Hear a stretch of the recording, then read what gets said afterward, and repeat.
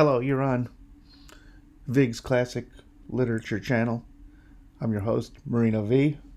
Please like and subscribe to my channel, and please leave any comments or analysis in the place below. Thank you. The Wonderful Wizard of Oz by L. Frank Baum, read by Jason Pomerantz. Chapter 9, The Queen of the Field Mice. We cannot be far from the road of yellow brick now, remarked the Scarecrow as he stood beside the girl, for we have come nearly as far as the river carried us away. The Tin Woodman was about to reply when he heard a low growl, and turning his head, which worked beautifully on hinges, he saw a strange beast come bounding over the grass toward them. It was indeed a great yellow wildcat, and the Woodman thought it must be chasing something, for its ears were lying close to its head, and its mouth was wide open, showing 2 rows of ugly teeth, while its red eyes glowed like balls of fire. As it came nearer, the Tin Woodman saw that running before the beast was a little gray field mouse, and although he had no heart, he knew it was wrong for the wildcat to try to kill such a pretty, harmless creature. So the Woodman raised his axe, and as the wildcat ran by, he gave it a quick blow that cut the beast's head clean off from its body, and it rolled over at his feet in 2 pieces. The field mouse, now that it was freed from its enemy, stopped short, and coming slowly up to the Woodman, it said in a squeaky little voice, "Oh, thank you! Thank you ever so much for saving my life!" "Don't speak of it, I beg of you," replied the Woodman. "I have no heart, you know, so I am careful to help all those who may need a friend, even if it happens to be only a mouse." "Only a mouse?" cried the little animal indignantly. "Why, I am a queen! The queen of all the field mice!" "Oh, indeed," said the Woodman, making a bow. "Therefore, you have done a great deed, as well as a brave one, in saving my life," added the Queen. At that moment, several mice were seen running up as fast as their little legs could carry them, and when they saw their queen, they exclaimed, "Oh, Your Majesty! We thought you would be killed! How did you manage to escape the great wildcat?" And they all bowed so low to the little queen that they almost stood upon their heads. "This funny Tin Man," she answered, "killed the wildcat and saved my life. So hereafter, you must all serve him and obey his slightest wish." "We will!" cried all the mice in a shrill chorus. And then they scampered in all directions, for Toto had awakened from his sleep, and seeing all these mice around him, he gave one bark of delight and jumped right into the middle of the group. Toto had always loved to chase mice when he lived in Kansas, and he saw no harm in it. But the Tin Woodman caught the dog in his arms and held him tight, while he called to the mice, come back, Toto shall not hurt you." At this, the Queen of the Mice stuck her head out from a clump of grass and asked in a timid voice, "Are you sure he will not bite us?" "I will not let him," said the Woodman, "so do not be afraid."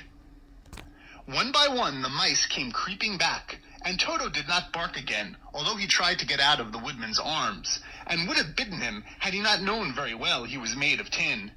Finally, one of the biggest mice spoke. "Is there anything we can do?" it asked, "to repay you for saving the life of our queen?" "Nothing that I know of," answered the Woodman, but the Scarecrow, who had been trying to think, but could not because his head was stuffed with straw, said quickly, "Oh yeah, you can save our friend, the Cowardly Lion, who is asleep in the poppy bed." "A lion?" cried the little queen. "Why, he would eat us all up!"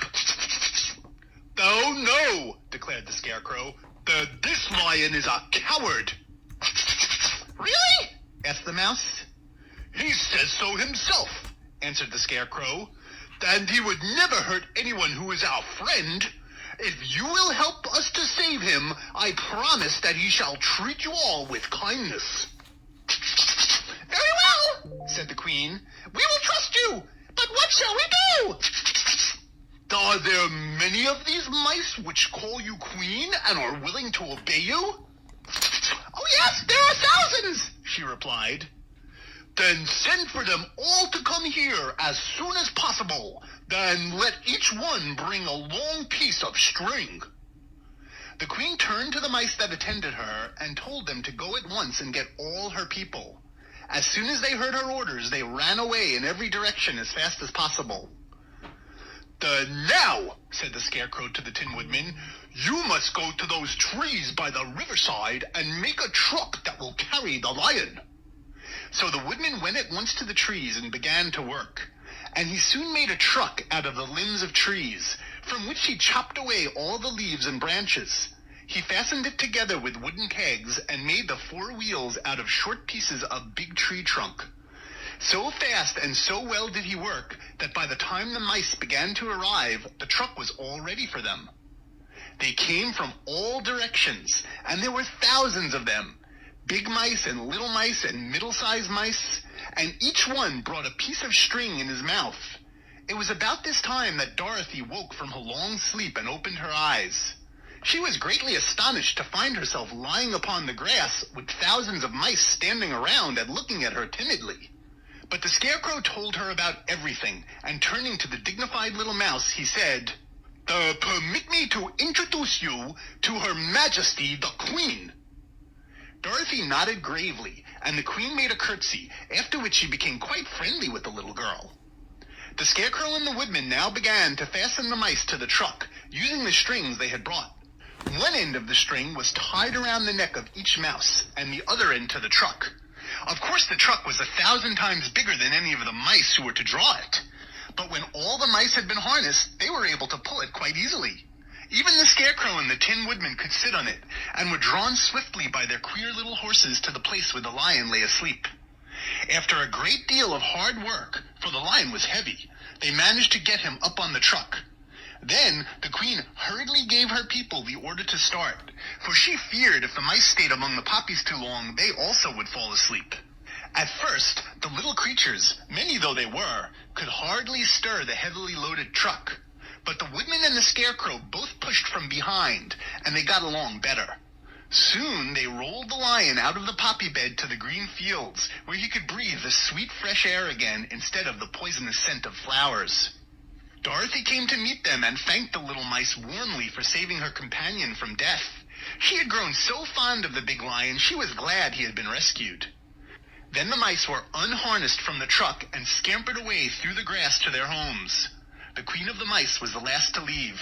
"If you ever need us again," she said, "come out into the field and call, and we shall hear you and come to your assistance. Goodbye."